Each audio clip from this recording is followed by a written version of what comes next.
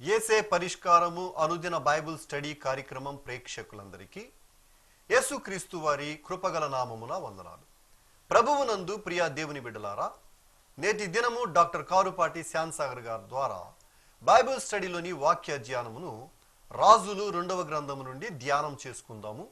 మీరందరూ బైబిల్తోనూ నోట్బుక్తోనూ సిద్ధపడి ఉంటే డాక్టర్ కారుపాటి శ్యాన్సాగర్ గారు ప్రార్థన చేసి ఈ దినపు వాక్య పరిచర్య చేస్తారు. ప్రభువునందు ప్రియ దేవుని బిడ్డలారా, ఈ రాత్రికాలపు వాక్య భాగమునకు సహకారాన్ని ఇస్తున్న కుటుంబం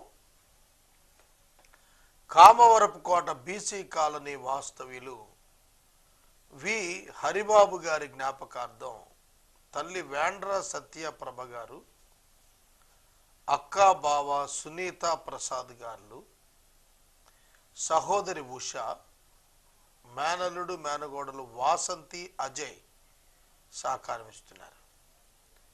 వేండ్ర సత్యప్రభ గారికి ప్రత్యేక కృతజ్ఞతలు చెల్లిస్తూ ఉన్నాం. ప్రార్థన చేసుకుని వాక్య ధ్యానం ప్రారంభిద్దాం. ఈ దినం ఈ మాసానికి చివరి దినం 31వ తారీఖు. ఈ మాసం అంతా కూడా ప్రభు మనలను సజీవులనుగా కాపాడినందుకు ప్రభువుకు కృతజ్ఞతలు చెల్లిస్తున్నాను. ఈ మాసంలో ఎపిసోడ్ సహకారం ఇచ్చిన వారికి ప్రత్యేక కృతజ్ఞతలు. రేపటి నుండి ఫిబ్రవరి మాసం ప్రారంభం. ఫిబ్రవరి మాసంలో ఎపిసోడ్ సహకారులు పూర్తి మాసం కావాలి. ప్రార్థన చేయండి. ప్రార్థన చేసుకుని వాక్య ధ్యానం ప్రారంభిద్దాం. మమ్మను మిక్కిలుగా ప్రేమిస్తోన్న మా ప్రియ పరలోకపు తండ్రి, మీ పరిశుద్ధ గణనామమునకు వందనములు, స్తుతులు, స్తోత్రములు చెల్లిస్తున్నాము. ఈ రాత్రి మీ పాదముల చెంత విజ్ఞాపన చేస్తున్నాము. మీ కృపనివ్వండి. ఈ మాసం అంతా మమ్మలను కాపాడి సంరక్షించి సజీవులనుగా ఉంచినందున కృతజ్ఞతలు. యేసే పరిష్కారమునకు ప్రతి అవసరం తీరుస్తున్నందున మీకు కృతజ్ఞతాస్తుతులు చెల్లిస్తున్నాను. ఫిబ్రవరి మాసం కొరకు మమ్మను సిద్ధపరచుము. నూతన ఎపిసోడ్ సహకారులను పంపించండి. వేండ్ర సత్యప్రభ గారి కుటుంబం కొరకు ప్రార్థన చేస్తున్నాం. వారి కుటుంబాన్ని ఆదరించండి. కుటుంబమును దీవించండి. నేటి వాక్య ధ్యానం మాకు దీవెనకరంగా అనుగ్రహించండి. మా రక్షకుడైన యేసు ప్రభు పేరిట ప్రార్థన చేస్తున్నాము తండ్రి, ఆమెన్. ప్రభువునందు ప్రియ దేవుని బిడ్డలారా, దయచేసి మీ పరిశుద్ధ బైబిల్ గ్రంథాన్ని తెరవండి. రాజుల 2వ గ్రంథము 4వ అధ్యాయము 42వ వచనము నుండి వాక్యాన్ని గమనించండి. 3 వచనాలలో వ్రాయబడినటువంటి అద్భుతమైనటువంటి విషయాలు నేడు మనం ధ్యానం చేస్తున్నాం. ఈ 3 వచనాలలో మొదటగా దైవజనునికి కానుక తీసుకుని వచ్చి ఇచ్చుట అనేది ఒక అంశం. 2, ఆ కానుకగా తీసుకొని రాబడినటువంటి భోజన పదార్థాలను ప్రజలకు వడ్డించమని చెప్పటం 2. 3వది ఏమిటంటే, సరిపడవని భావించిన ఆహార పదార్థాలు సరిపడగా మిగిలిపోవుట దేవుని ఆజ్ఞ చొప్పున. ఇది 3వది. ఈ 3 కూడా ఈ రాత్రి ఈ 3 అంశాలు మనం ధ్యానం చేస్తాం. చదువుతాను, చూడండి. 42వ వచనం. మరియు ఒకడు బయల్షాలిషా నుండి మొదటి పంట బాపత్తు యవల పిండితో చేయబడిన 20 రొట్టెలు, క్రొత్త గోధుమ వెన్నులను, కొన్ని పండ్లను తీసుకుని వచ్చి దైవజనుడైన అతనికి కానుకగా ఇయ్యగా అతడు జనులు భోజనము చేయుటకు దానిని వడ్డించమనెను. బయల్ షాలిషా అనే ప్రాంతానికి చెందినటువంటి ఒక వ్యక్తి, బయల్ షాలిషా అనే ప్రాంతానికి చెందిన ఒక వ్యక్తి తన యొక్క శ్రమలో, తన పొందినటువంటి పంట పొలములో, తన పొందినటువంటి కుటుంబ ఆహార గనిలో కొన్ని రొట్టెలు, 20 రొట్టెలు, యవల రొట్టెలు. యవలంటే బార్లీ. ఆ దినం చీప్ ఫుడ్ అన్నమాట. అది అంటే అతడు పేదవాడై ఉంటాడు. యవలు బార్లీ అంటారు కదా, అవి దాన్ని పిండి చేసి దాంతో రొట్టె చేశాడు. 20 రొట్టెలు దైవజనుని భాగం తీసుకొచ్చాడు. చూస్తున్నారా? ఇశ్రాయేలీయులు ఒక ఆధ్యాత్మిక కట్టడ కలిగినటువంటి ప్రజలు. ఇశ్రాయేలు గోత్రాలు 12. వాటిల్లో వినాయించిన గోత్రం వేరేది ఒకటి ఉంది, అది లేవీయులది. యాకోబు కుమారులు 12 మందిలో 12 కుమారుల సంతానములో జ్యేష్ఠులు దేవునికి చెందినవారు కనుక వారందరికీ బదులు ఒక గోత్రాన్ని ప్రత్యేకించాడు దేవుడు. ఆ గోత్రం లేవి గోత్రం. జ్యేష్ఠులు ఆయన వారు గనుక జ్యేష్ఠుల స్థానంలో లేవీయులను స్వీకరించి జ్యేష్ఠులను విడిపించుకోమన్నాడు. కాబట్టి లేవీయులు జ్యేష్ఠుల పక్షంగా ఏర్పరచబడిన గోత్రం కనుక వారు దైవ సేవలో ఉంటారు. వారికి వేరొక స్వాస్థ్యాలు లేవు, దేవుడే వారి స్వాస్థ్యం. అట్లాంటి లేవీయుల యొక్క పోషణ ఏ విధంగా సాధ్యం? యాజకుల యొక్క పోషణ ఎట్లా అంటే, మిగిలిన గోత్రాలు ఉన్నాయి చూశారు, మిగిలిన సోదరులు 11 మంది, వారిలో యోసేపుకు 2 గోత్రాలు వచ్చాయి కనుక 12 గోత్రాలు.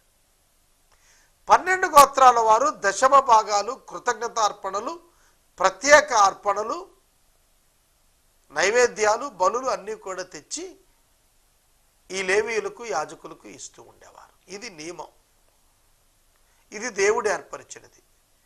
మందిరములో ఆహారం ఉండునట్లుగా నీ దశమ భాగములో నుంచి తీసుకుని వచ్చి నీవు దేవుని శోధించమని చెప్పి మలాకీ గ్రంథంలో భక్తుడు హెచ్చరిక చేశాడు. భక్తుల ద్వారా దేవుడు హెచ్చరిక చేశాడు. కనుక ఇశ్రాయేలీయులు తాము పొందినటువంటి వాటిల్లో దైవజనులకు ఇచ్చుట అది వాడుకగా, ఆజ్ఞగా వస్తున్నటువంటి ప్రక్రియ. ఆజ్ఞల ప్రకారం పాటించి నడుచుట నీతిమంతులకు తగినటువంటిది. ఇతడు తీసుకొని వచ్చినది సరిపడేదే కాదా అనేది ముఖ్యం కాదు. అతడు ఏ స్థాయి వాడో దాన్ని బట్టి అతడు తీసుకుని వచ్చాడు.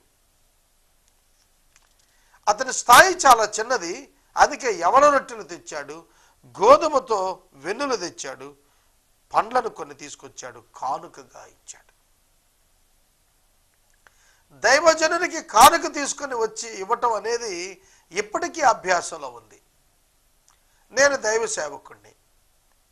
కొందరు నన్ను పరామర్శించడానికి వచ్చినప్పుడు, ప్రార్థించడానికి వచ్చినప్పుడు కొన్ని ఫలాలు, డబ్బు తెచ్చి ఇస్తూ ఉంటారు. వాటితోటే నా పోషణ. సంఘంలో ఆరాధనలో వచ్చే ఆర్థిక వనరులతోనే దైవజనుల యొక్క పోషణ. పాత నిబంధనలో దశమ భాగముల చేత, అర్పణల చేత జీవించారు ధర్మశాస్త్రం చొప్పున. క్రొత్త నిబంధనలో కూడా సంఘం అంతకంటే ఎక్కువ దైవజనునికి రెట్టింపు సన్మానమునకు పాత్రుడుగా ఎంచి ఇవ్వాలి అనేది నియమం. ఈనాడు సంఘాల్లో ఈ విధంగా ఇస్తున్న వారు ఎంతమంది ఉన్నారు? ఈ విధంగా ఇస్తే సేవకులు చాలా తృప్తితో కూడిన పరిచర్య చేయగలుగుతారు. చూడండి, దైవజనునికి కానుక తీసుకుని వచ్చి ఇచ్చే జ్ఞానం కలిగినటువంటి వ్యక్తులు కొదువైపోతున్నారు. దేవుడు తన సేవకుని పోషణార్థం ఈ నియమాన్ని నియమించాడు. అందుకే అన్నాడు, నూర్చెడి ఎద్దు మూతికి చిక్కం ఉంచకూడదు అన్నాడు.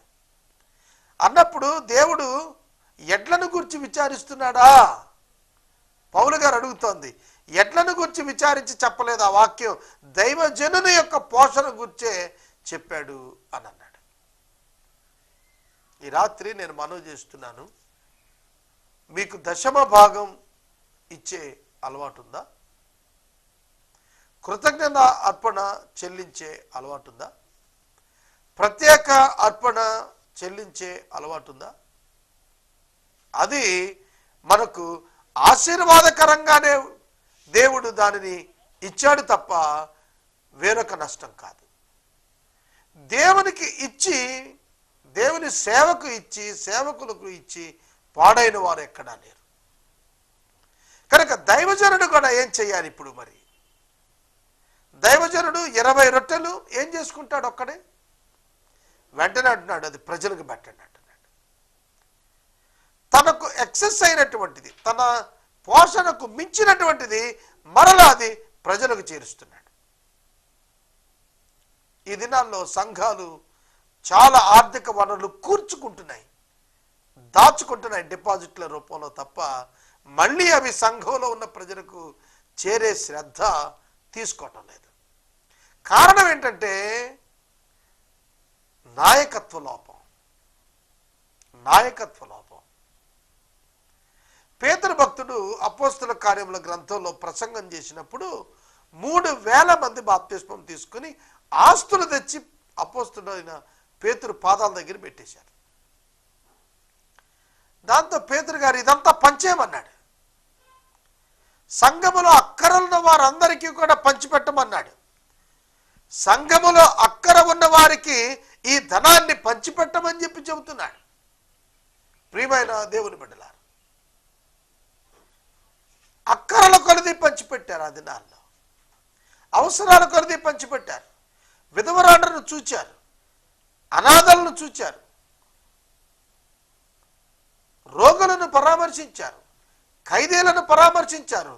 ఇవాళ చర్చెస్లో ఈ యాక్టివిటీలు ఏమీ లేవు. వచ్చిన రెవెన్యూ అంతా కూడా చర్చ్ కోసం ఖర్చు చేయాలి. బ్యాంకులో డిపాజిట్ల రూపంలో దాచి గోడలు గుడులు కాదు కట్టాల్సింది.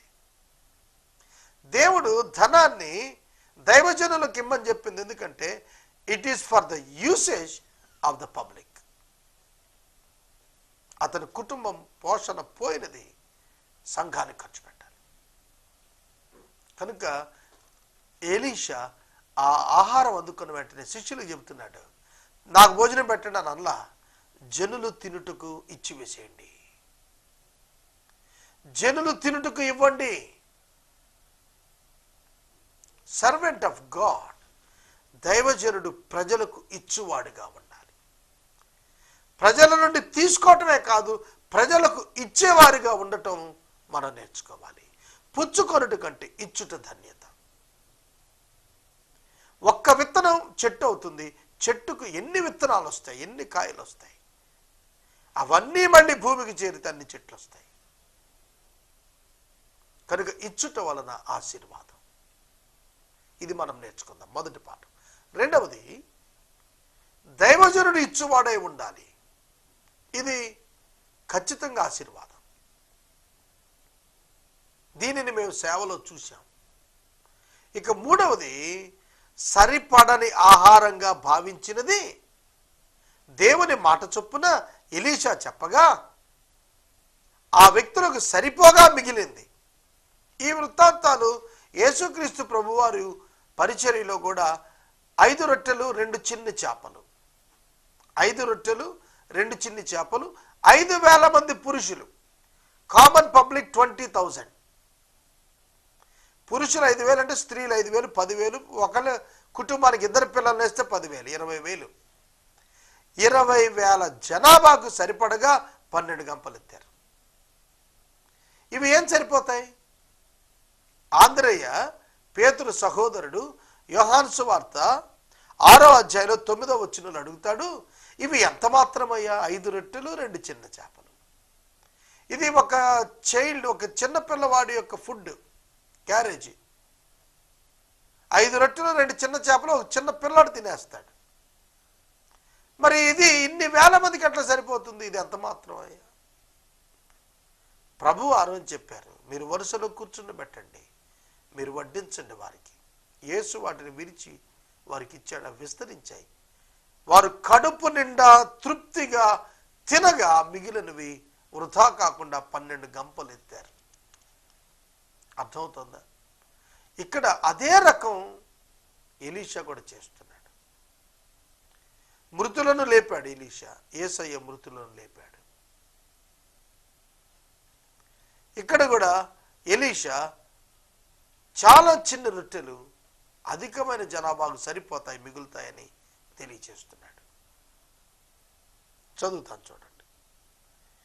భోజనమునకు వాటిని వడ్డించమని చెప్పగా పనివాడు 100 మందికి వడ్డించుటకు ఇవి ఎంత అని చెప్పగా ఎలీషా అంటున్నాడు, వారు తినగా మిగులునని యెహోవా సెలవిచ్చి ఉన్నాడు గనుక జనులు భోజనము చేయనట్లు వాటిని వడ్డించండని మరలా ఆజ్ఞ ఇచ్చెను.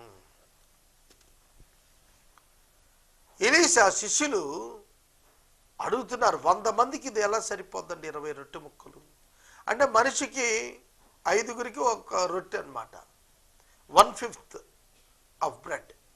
చాలా సూక్ష్మం. ఇది ఏం సరిపోతుంది?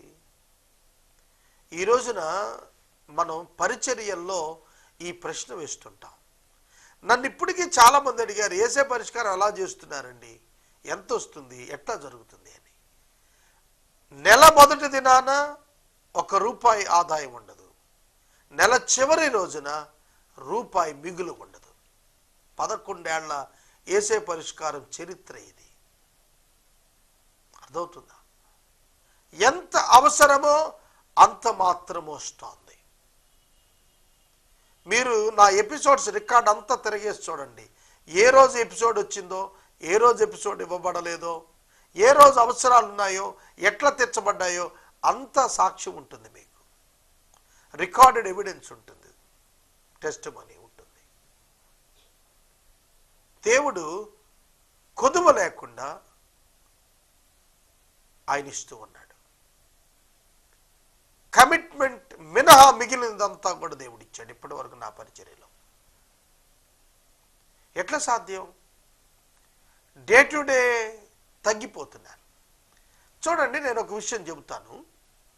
నేను 97-98 సంవత్సరాల్లో సినిమ విజయోత్సవం అనే టీవీ ప్రోగ్రాం స్టార్ట్ చేశాను మొట్టమొదట సిటీ కేబుల్లో. అప్పుడు ఇతర కార్యక్రమాలు ఏవీ లేవు.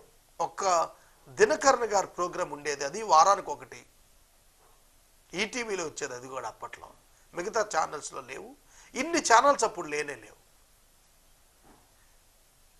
2001లో నేను మరలా తిరిగి డైలీ ఎపిసోడ్ స్టార్ట్ చేసేటప్పటికి వెరీ ఫ్యూ, ఒక 7-8 కార్యక్రమాలు మాత్రం ఉండేవి.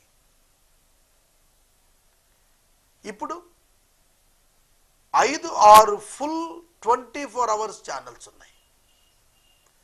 థౌజండ్స్ ఆఫ్ టీవీ స్పీకర్స్ ఉన్నారు. ఆశ్చర్యం కలుగుతుంది. 100లో ఉన్నారు, వేలలోకి వెళ్ళిపోతున్నారు. లోకల్ ఛానల్స్ వచ్చినాక వేలల్లోకి వెళ్ళిపోయారు. ఏసే పరిష్కారంలో నేనొక్కడే 225 మందికి అవకాశం ఇచ్చాను టీవీలో మాట్లాడటానికి. మరి మిగతా ఛానల్స్లో మీరు లెక్కెట్టుకోండి ఎంతమంది ఉంటారు, మానేసిన వాళ్ళు ఎంతమంది ఉంటారు. తెలుగు భాషలోనే వందలాది మంది టీవీ స్పీకర్స్ వచ్చారు, ప్రోగ్రామ్స్ వచ్చాయి. ఏలూరు సిటీ బేస్డ్ కొన్ని 10ల సంఖ్యలో టీవీ వర్తమానికులు వచ్చారు. ప్రతి సంఘం కూడా వారిని సపోర్ట్ చేసుకునే పరిస్థితుల మధ్యలో ఏసే పరిష్కారం నడుస్తోంది. ఒక చిన్న మొక్కలాగా ఇది ఎదుగుతోంది.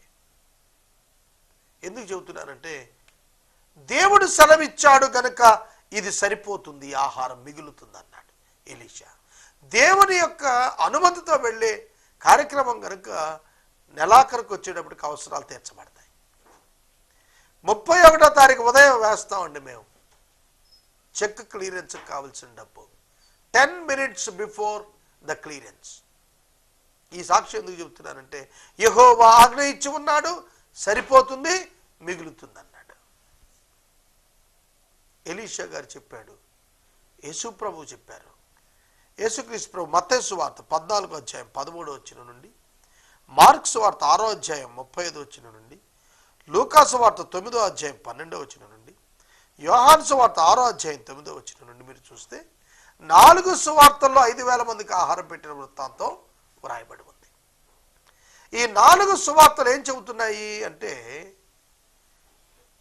ఒక గొప్ప ప్రవక్త ఆ దేశంలో ఉన్నాడని, ప్రభువు సృష్టికర్త ఈ లోకానికి వచ్చాడు. ఇక్కడ ఎలీషా ఇండిపెండెంట్గా చేయలేదు, యెహోవా సెలవిచ్చాడని చెప్పి చేశాడు. కానీ సువార్తలలో యేసుక్రీస్తు ప్రభు మీరే వారికి పెట్టండి, ఆ నాకివ్వండి అని ఆ రొట్టెలు చేపలు విరిచి వారికి ఇచ్చాడు. ప్రభు స్వయంగా చేసిన అద్భుతం అది. కనుక ఆయన దేవుడుగా అద్భుతమైన కార్యం అక్కడ ఆవిష్కరించాడు. నరావతారిగా ఉన్న దినాల్లో దైవశక్తి చేత ఆయన చేసిన అద్భుతం అది. ప్రియమైన దేవుని బిడ్డలారా, మహిమా ప్రభావముల చేత ఆయన దేవుని కుమారుడని నిరూపించబడింది అంటాడు రోమాపత్రికలో 1వ అధ్యాయంలో పౌలు భక్తుడు. ఈ రాత్రి వాక్యం వింటున్న ప్రతి ఒక్కరికి నేను మనవి చేస్తున్నాను, మీకెంత ఉంది, అది సరిపోతుందా లేదా అనే దాని వైపు చూడద్దు. మీరు ఎవరిని కనుగొన్నారో ఆయన్ని చూడండి. మీరేం కనుగొన్నారో దాని వైపు చూసుకోకండి. ఈ నియమం గుర్తుపెట్టుకోండి. మీరేం కనుగొన్నారు అది ముఖ్యం కాదు. ఆనాడు 40 సంవత్సరాలు ఇశ్రాయేలీయులను మన్నా ఇచ్చి పోషించాడు, లేకపోతే వాళ్ళు ఆకలితో చచ్చిపోయేవాళ్ళే. మన్నా ఉదయాన్నే పడేది, ఆకాశం నుండి కురిసేది. ఇశ్రాయేలీయులు ఏరుకునేవాడు, కొందరు కొద్దిగా ఏరుకునేవాళ్ళు, అయినా అది తక్కువ కాకుండా సరిపోయింది. ఎక్కువ ఏరుకున్న వాడికి ఎక్కువ కాలేదు, తక్కువ ఏరుకున్నందుకు తక్కువ కాలేదు, అది సరిపడా అంత్య ఆహారంగా మారిపోయేది. కొలతలో తక్కువ సకానికే వాళ్ళు కనుక ఏరుకుంటే అది ఫుల్ అయిపోయేది. అర్థమవుతుందా? కాబట్టి దేవుని కార్యాలు ఆశ్చర్యం, దేవుని శక్తి అద్భుతం, దేవుని శక్తి అమోఘం. అటువంటి దైవశక్తి చేత మీరు కార్యాలు చూడగలగాలి. అటువంటి ఉన్నతమైనటువంటి దేవుని కార్యాలు మన జీవితాల్లో మనం చూడగలగాలి, చూస్తాం కూడాను. అంతెందుకు, మీ పోషణ తీసుకోండి, దేవుడు చేస్తున్నాడు. దైవజనుల పోషణ తీసుకోండి, దేవుడే చేస్తున్నాడు. ఆకలి చావు లేకుండా ప్రపంచంలో అనేక మంది, కోట్లాది మంది జీవిస్తున్నారంటే ఫెయిత్ఫుల్నెస్ ఆఫ్ గాడ్, దేవుని విశ్వాస్యత, నమ్మకత్వం మానవుల పట్ల ఉందనేది నేను మనవి చేస్తున్నాను. సోదరుడా, సోదరి, సరిపడదు నాకు అనే భావన మీలో నుండి ఈ దినం తీసేయండి. యేసు నీ జీవితంలో ఉంటే ఇది నీకు సరిపడదు అనేటువంటిది లేదు. ఆయన దాన్ని అభివృద్ధి చేసి నీ చేతికిస్తాడు. నీతిమంతునికి కలిగినది కొంచెమైనను అది చాలా ఉన్నతమైనటువంటిది, చాలా ఎక్కువ. మీరు బైబిల్ గ్రంథంలో భక్తుల చరిత్రలో చూడండి, they never try to carry the things with them. వారితో ఏవేవో కలుపుకొని తీసుకెళ్లాలని ప్రయత్నం చేయలేదు. యోసేపు ఐగుప్తుకు రిక్తహస్తాలతో వెళ్ళిపోయాడు. షడ్రక్ మెషక్ అబేద్నెగో దానియేలు ఇజ్రాయేలు దేశం నుండి బబులోనుకు రిక్తహస్తాలతో వెళ్ళారు. ఇస్సాకు రిక్తహస్తాలతో గెరారుకి వెళ్ళాడు, దీవించబడ్డాడు. విత్తనం వేశాడు, దీవించబడ్డాడు. ఏలియా రిక్తహస్తాలతో సారెపతికి వెళ్ళాడు, పోషించబడ్డాడు. ఎలీషా రిక్తహస్తాలతో తిరిగాడు, పోషించబడ్డాడు. యేసు ప్రభు రిక్తహస్తాలతో 3.5 సంవత్సరాలు పరిచర్య చేశాడు, పోషించబడ్డాడు. ప్రభు శిష్యులను అడిగాడు, నా యొద్ద ఉండగా మీకేదైనా కొదువ కలిగినదా? పిల్లలారా తినుటకు మీ యొద్ద ఏమైనా ఉన్నదా? యోహాను సువార్త 21వ అధ్యాయంలో తిబెరే సముద్రం ఒడ్డున తెల్లవారుజామున శిష్యులు యేసును వదిలి వెళ్ళిపోగా యేసు వారి యొద్దకు వెళ్ళి అడుగుతున్నాడు, పిల్లలారా తినుటకు మీ యొద్ద ఏమైనా ఉన్నదా? మీరు నా యొద్ద ఉన్నప్పుడు కొదువ ఉన్నదా? యేసు నీ చెంతనుండగా నీ కొదువ లేదు. యేసు నందు నీ ఉండగా నీ కొదువ లేదు. వివాహంలో ద్రాక్షారసం అయిపోయినప్పుడు యేసు అక్కడ ఉన్నారు, నీటిని ద్రాక్షారసంగా మార్చి ఇచ్చారు. కొరతలు తీర్చు యేసు నీకున్నారు. అవసరతలు తీర్చే ప్రభువు నీకున్నారు. నీకు ఆహారం ఇచ్చి పోషించువాడున్నాడు. ఆరోగ్యం ఇచ్చి సంరక్షించువాడున్నాడు. ఆదరణ ఇచ్చి భద్రపరచువాడున్నాడు. బలమును ఇచ్చి సంరక్షించువాడున్నాడు. అతడు నా నామము నెరిగిన వాడు గనుక నేను అతనిని ఘనపరిచెదను అంటున్నాడు. అతడు నాకు మొర్రపెట్టగా నేను అతనికి ఉత్తరం ఇచ్చేదను అంటున్నాడు. శ్రమలో నేను అతనికి తోడై ఉండేదని అంటున్నాడు. దీర్ఘాయువు చేత అతన్ని తృప్తిపరుస్తాను, నా రక్షణ అతనికి చూపిస్తానన్నాడు. ఇది విశ్వాసికి కలిగిన ఆధిక్యత. కొదువులున్నాయని భయపడుతున్నారా? కొరతలున్నాయని భయపడుతున్నారా? షార్ట్ కమింగ్స్ ఉన్నాయని భయపడుతున్నారా? ఎన్నడూ భయపడద్దు. నాకు చాలా అవసరాలు ఉన్నాయి, నేను ఎన్నడూ భయపడలేదు. అది అవసరం అంటే దేవుడు తీరుస్తాడు. అది ఆశ అయితే నేను చెప్పలేను, కానీ అవసరమైతే దేవుడు తీరుస్తాడు. ఫిలిప్పి 4:19 మీ ప్రతి అవసరం క్రీస్తు యేసునందలి మహిమైదైశ్వర్యము వలన దేవుడు తప్పక తీరుస్తాడని రాసింది. ఈ రాత్రి వాక్యాన్ని ముగిస్తున్నాను నేను. చాలా కొద్ది రొట్టెలు 100 మందికి సరిపోయాయి. 5 రొట్టెలు 2 చిన్న చేపలు 5,000 మందికి సరిపోయాయి. నీ ఆర్థిక విధానాన్ని బట్టి నువ్వు దీవించబట్టం కాదు, నువ్వు కలిగి ఉన్న దేవుని బట్టి నీ ఆర్థిక విధానం విస్తరిస్తుంది. చేతిలో తక్కువ ఉన్నట్టుంటాయి, కానీ గొప్ప కార్యాలు చేస్తాం. మా ఇల్లు కట్టినప్పుడు మా తండ్రి గారి దగ్గర 6 రూపాయలతో ప్రారంభించారు. ఆ దినాల్లో 70,000 ఖర్చు అయిందట. ఎందుకు చెబుతున్నానంటే ఉదాహరణకి చెబుతున్నాను. ప్రభువు నీతో ఉంటే నీకు అసాధ్యమైంది ఏదీ లేదు. ఎలీషాకి ఇది సాధ్యమైంది. వారందరూ తిన్నారు, తినగా మిగిలాయి. దేవుడు చెప్పినట్లుగా మిగిలింది. With God everything is possible. With God everything is possible. దేవునితో సమస్తం సాధ్యం.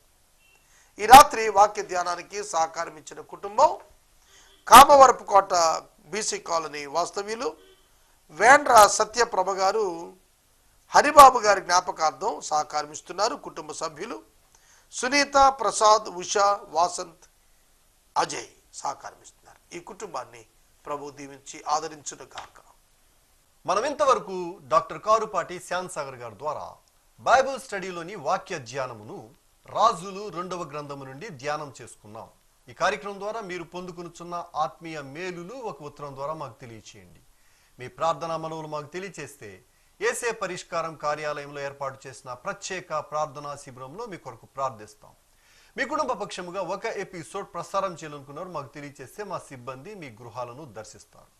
ముగింపు ప్రార్థన ఆశీర్వాదాలతో ఈ కార్యక్రమాన్ని ముగించుకుందాం. ప్రభువునందు ప్రియ దేవుని బిడ్డలారా, ఈ దినం ఈ మాసానికి చివరి దినం. ఈ మాసమంతా కాపాడిన ప్రభువుకు కృతజ్ఞతలు. సహకారం ఇచ్చిన మిత్రులందరికీ వందనాలు. ఫిబ్రవరి మాసంలో ఎపిసోడ్ సహకారులు కావాలి, ప్రార్థించండి. ప్రార్థన చేసుకుందాం. తలలు వంచండి. మమ్మల్ని మిక్కిలిగా ప్రేమిస్తున్న మా ప్రభు మీకు వందనాలు. వాక్య విన్న బిడ్డలను దీవించండి. వాక్యోపదేశానికి సహకారం ఇచ్చిన సత్యప్రభ గారి కుటుంబాన్ని ఆదరించండి. మా రక్షకుడు యేసయ్య ద్వారా అడుగుచున్నాం తండ్రి, ఆమేన్.